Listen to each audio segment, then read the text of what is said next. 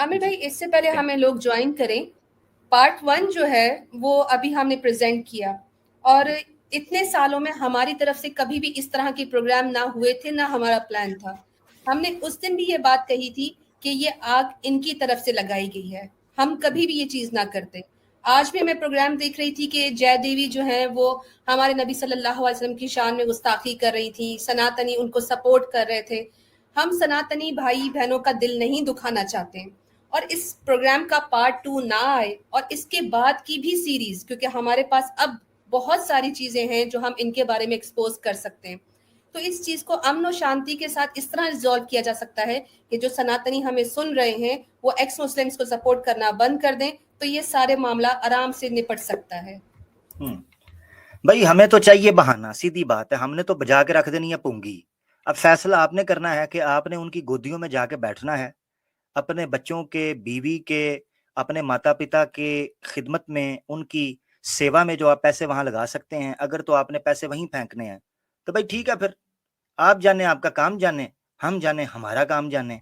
हम तो दिन रात बैठे हैं फिर, ठीक है, पैदा ही इसीलिए हुए हैं। अस्सलाम वालेकुम दोस्तों, उम्मीद है आप लोग खैरोफियत से होंगे। मैं हूं आमिर हक, और आज आप सुनने जा रहे हैं एक ऐतिहासिक कथा, जिसमें प्रेम भी है, जिसमें युद्ध भी है, जिसमें षड्यंत्र भी है, और जिसमें मंत्र भी है, जिसमें डिंग डोंग भी है, और जिसमें पिंग पोंग भी है, और यकीनन एक किंग कॉन्ग भी है। तो जनाब, देर किस बात की, आप शेयर कीजिए, लाइक कीजिए, और इंतजार कीजिए। जैसा कि आपको पता है, हमने एक ट्रेलर शाया किया था, उस पर तबसरे से पहले आज हमारे साथ स्टेज पर प्रेजेंटेशन देने के लिए, बात करने के लिए कौन कौन हमारे साथ होंगे, उनको बेतरतीब हम ले लेते हैं। One and only Alina sister हमारे साथ होंगी, अनुषा खोजा हमारे साथ होंगी, हमारी एक्स हिंदू, ओहो हो, खुशबू अग्रवाल साहबा हमारी बहन हमारे साथ होंगी, हमारी बहन एक्स हिंदू आबिदा, जिनको आप स्वाति के नाम से जानते हैं, वो हमारे साथ होंगी, मिस सिद्दीका हमारी बहन हमारे साथ होंगी, और जनाब हैवी वेट चैंपियन हमारे साथ होंगे, सनातन धर्म के मोस्ट फेवरेट, दुनिया के बड़े भाई सैम स्टैलन भाई। अहलन वसालन तमाम दोस्तों को, उम्मीद है आप लोग खैरियत से होंगे। वालेकुम अस्सलाम रहमतुल्लाहि वबरकातुहू। अल्हम्दुलिल्लाह आमिर भाई, हम ठीक है। आपकी क्या हाल? अल्लाह का शुक्र, ठीक ठाक, थैंक यू सो मच। अच्छा, कमेंट्स में मैं देख रहा हूँ लोग बड़े बेताब हैं, देखना चाह रहे हैं कि RRR में होने क्या वाला है, ये क्या राज है RRR का। कुछ बड़े घुन्ने हैं, कुछ बड़े मीसने हैं, उनको तो पता है कि आज पटारी जो खुलने वाली है, तो वो तो पॉपकॉर्न, समोसे, पेप्सियां, चाय, पकौड़े, जलेबियां अपने अपने हिसाब से लेकर सारी चीजें बैठे हुए हैं। मगर आप लोग इसको ग्रुप्स में, व्हाट्सएप ग्रुप्स में, सब जगह पर शेयर कर दें।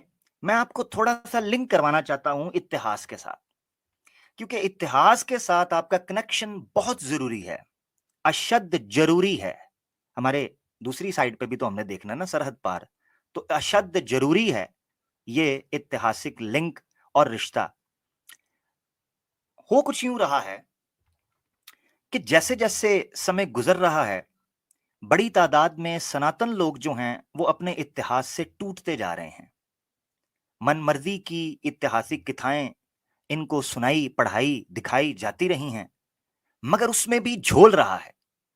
यही वजह है कि जब कभी किसी सनातनी से कहा जाता है कि आपकी किताबों में ये लिखा है, वो कहता है हम नहीं मानते, क्योंकि बताया ही नहीं गया वहां लिखा क्या था, और हकीकत में इतिहास था क्या, वो तो छुपाया जाता रहा। आज आपके सामने स्टेज पर इसी एक महान व्यक्ति की और महान अवतार की ऐतिहासिक कथा पेश की जाएगी, और आप देखेंगे कि किन से और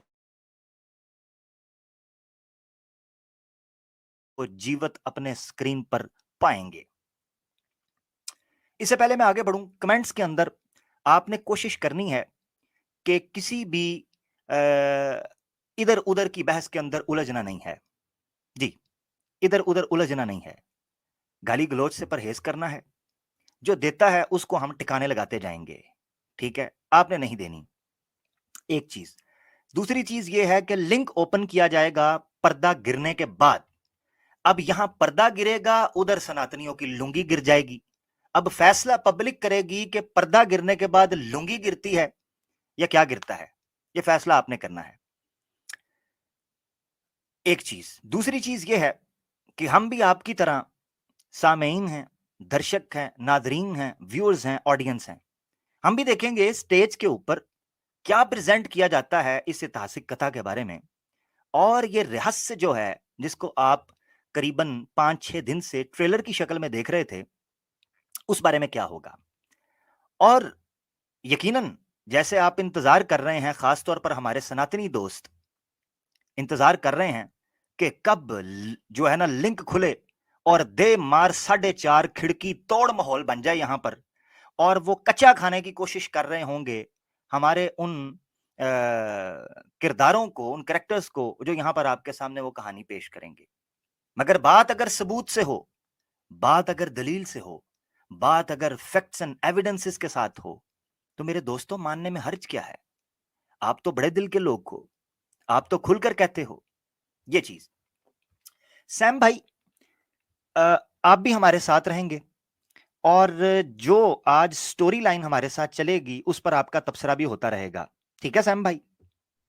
जी आमिर भाई, बिल्कुल इंशाल्लाह। मुझे सैम भाई की आवाज नहीं आई। जी आमिर भाई, मेरी आवाज आ रही है? नहीं, खैर आ रही होगी उनकी आवाज। चलें, बहरहाल अगर सैम भाई की आवाज आ रही है तो पब्लिक बता सकती है कि वो यकीनन हमारे साथ ही रहेंगे।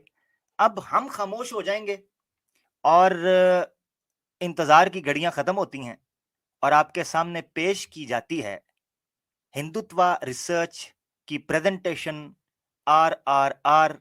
जानिए आज के इस धासु अद्भुत एपिसोड के अंदर। बहुत शुक्रिया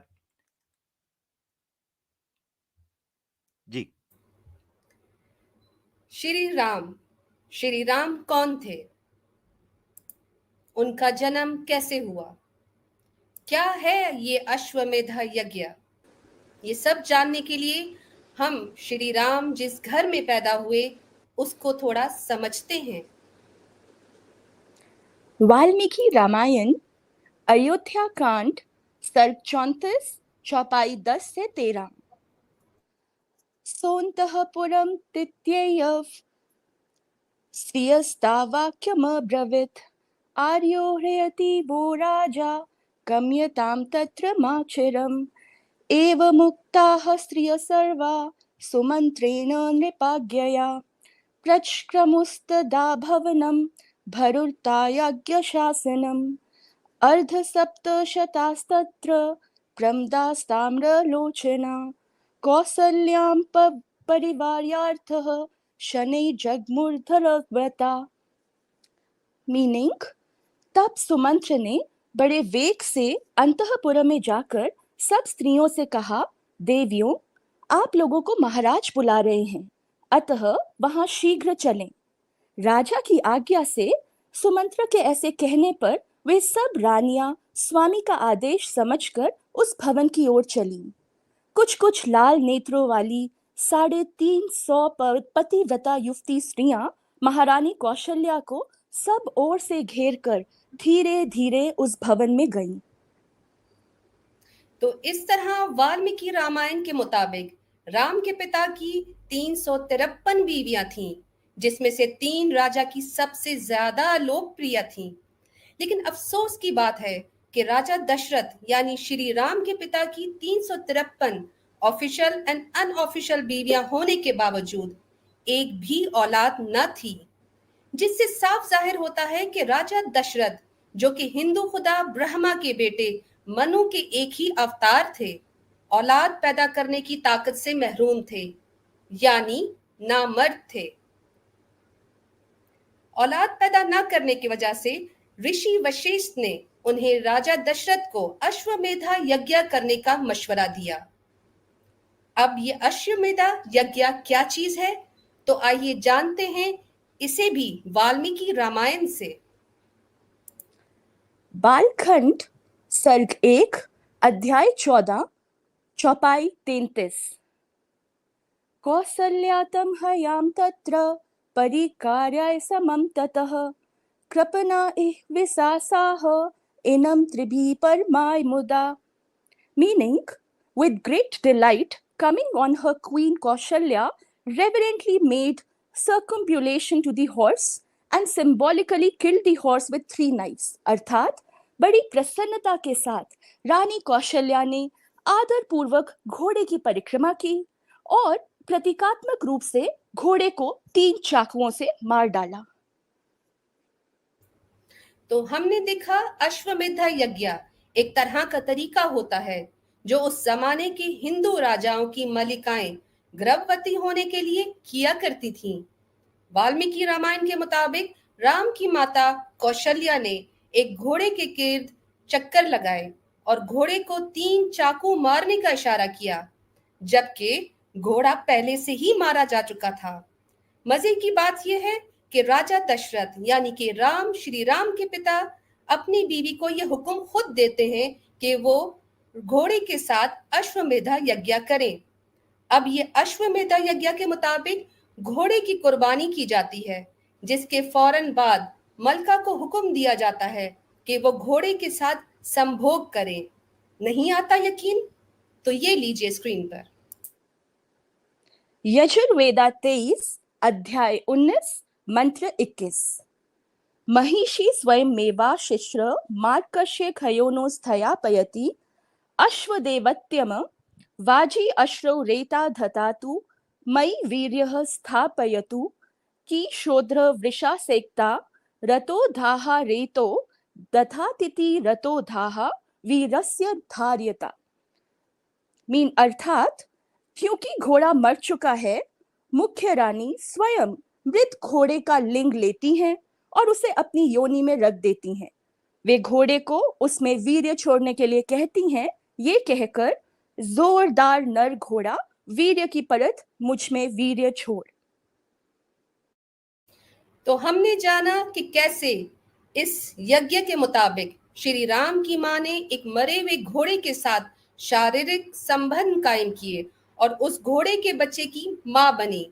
ऑडियंस समझदार है। सवाल यहां यह है कि राम के पिता की 353 बीवियां थीं और पता यह चलता है कि वो नपुंसक हैं। ये 353 की 53 जो हैं, ये किस तरह डील की जाती थीं? सैम भैया क्या कहिएगा? जी आमिर भाई, ये राजा जो है ना, अपने शायद शौक के लिए बीवियां बनाते थे पर कुछ कर नहीं पाते थे, शायद बस लोगों को दिखाने के लिए, शो ऑफ करने के लिए। जैसे कि सिस्टर ने पढ़ा है कि अश्वमेधा यज्ञ, ये साफ जाहिर है कि किस वजह से ये करना पड़ता था। इसके प्रूफ आपको दूसरी जगह भी मिलते हैं। सिस्टर ने वेद का भी एक रेफरेंस दिया, मैं आपको अभी क्लियर रेफरेंस देता हूँ। Shatapatha Brahmana, second Brahmana, book number 13, chapter number 5, section number 5, chapter number 2, verse number 1 to 2। इसमें लिखा हुआ है कि a ritual where a horse is sacrificed, then a woman sleeps with that dead horse and prays vigorous male god to get into that dead horse and lays sperm inside her। तो ये पूजा होती है, अपने God को बुलाते हैं, ये एक हॉर्स का कत्ल करते हैं और वो हॉर्स के साथ सो जाते हैं एक रात के लिए और पूजा करते हैं कोई गॉड से। तो वो गॉड की आत्मा उस मरे हुए जानवर के अंदर आती है और वो गॉड सेक्स करता है। उसी तरह से ये यज्ञ कंप्लीट होता है नेक्स्ट डे। उसके बाद वो प्रेग्नेंट होते हैं और कंसीव करते हैं। इस तरह से ये होता था। ये शतपथ ब्रह्मणा में लिखा है, वेदास में आता है और वाल्मीकि रामायण में इसके ट्रेसेस हैं। Thank you so much Sam भाई। इसको सुनने के बाद मेरे जहन में एक ही सवाल आता है कि क्या ईश्वर को घोड़ा ही मिला था? किसी मनुष्य में तो वो आते ही रहते थे, हर कभी किसी और चीज में आ जाते थे, कभी किसी पत्थर में आ जाते थे, तो किसी मनुष्य में आ जाते को बात बनती तो लगती। अब घोड़ा देखकर मुझे हमेशा ये आरा अराहरी याद आएगा और तो कुछ भी नहीं। या फिर इसके बाद यही कह सकते हैं, बस ये कह सकते हैं कि घोड़ा यही आवाज निकालता होगा। थैंक यू सो मच जी।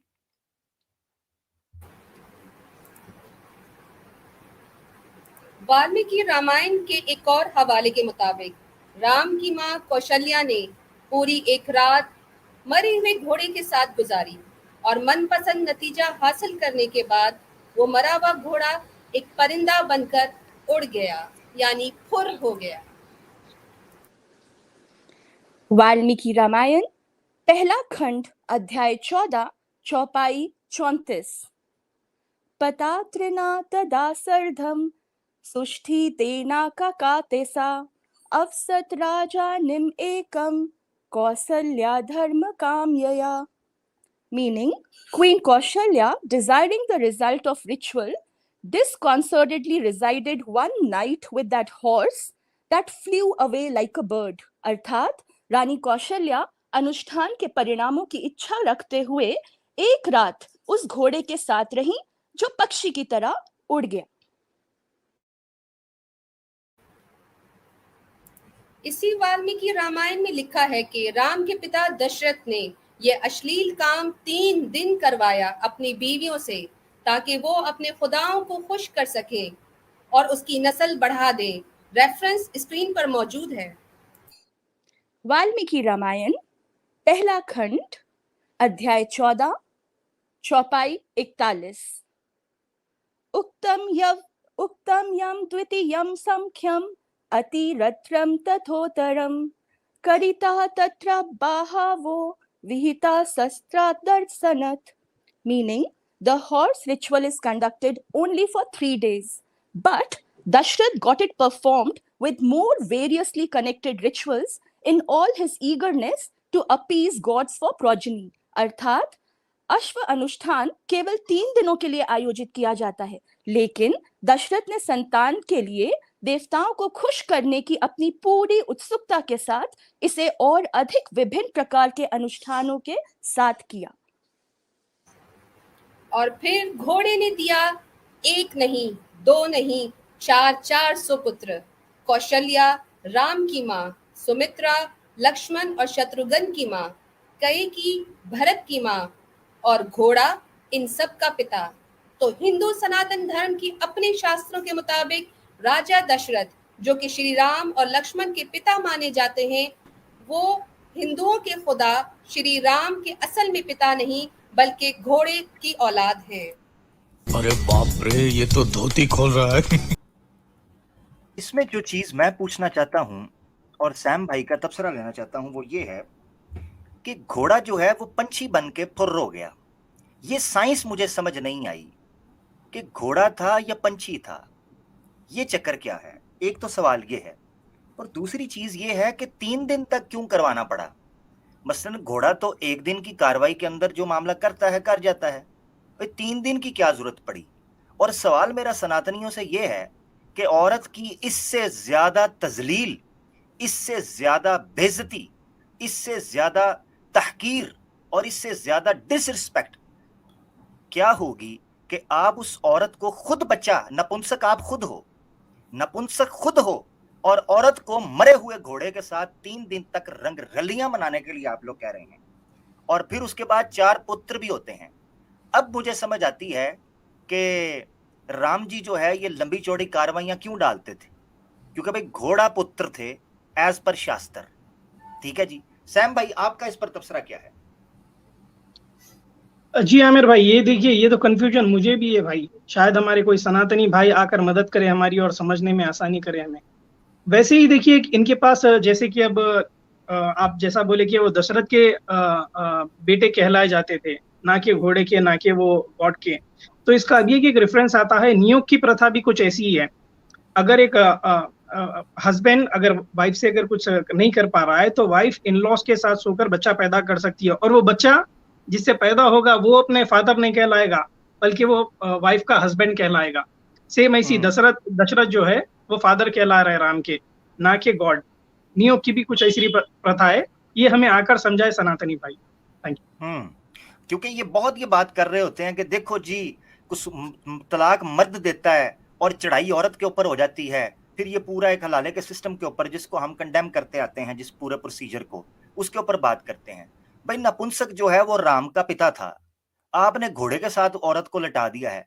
अब मैं 1 मिनट के लिए इमेजिन करूं, 1 मिनट के लिए मैं मात्र चाहता हूं, मेरा दिमाग है खुराफाती, मैं 1 मिनट के लिए इमेजिन कर रहा हूं कि राम की जो माता है वो घोड़े के साथ क्या मतलब लेटी, कैसे मर गया है ना तो लेटा ही गिरा ही होगा नीचे, वो किस तरीके से वो कर कैसे रही है उस मरे हुए घोड़े, मुझे नहीं समझ आती। मैं चाहता हूं कोई सनातनी भाई आके मुझे एक्सप्लेन कर दे और उसका नक्शा खींचे कि हो कैसे रहा था। और 3 दिन लगातार, भाई ये क्या है, बारिश है जो 3 दिन होते रही, ये क्या कोई धूप है जो 3 दिन निकली रही, ये क्या है जो 3 दिन करना जरूरी था। भाई एक ही दिन 3 दफा करवा लेते, बेचारी की जान छोड़ते। 3 दिन लगातार उस पर पाबंदी लगा दी कि 3 दिन आपने इस घोड़े के पास जाना है। हद हो गई है भाई, हद हो गई है जी। मेरा भी एक सवाल है इन सनातनों से कि ये जो इतने रिचुअल्स मनाते हैं, हर चीज़ को सेलिब्रेट करते हैं, क्या आज के दौर में भी जिनको औलाद नहीं होती तो क्या ये दोहराया जाता है? क्योंकि ये तो बहुत पक्के होते हैं ना अपने चीज़ों के, तो क्या ये करते हैं, ये चीज़ करते हैं अपने औरतों के साथ? ये मेरा सवाल सनातनियों से है और ये एक्स मुस्लिम से है, जितने भी हैं, ये सनातुन्नीस जॉली, प्लीज़ बताइएगा मुझे।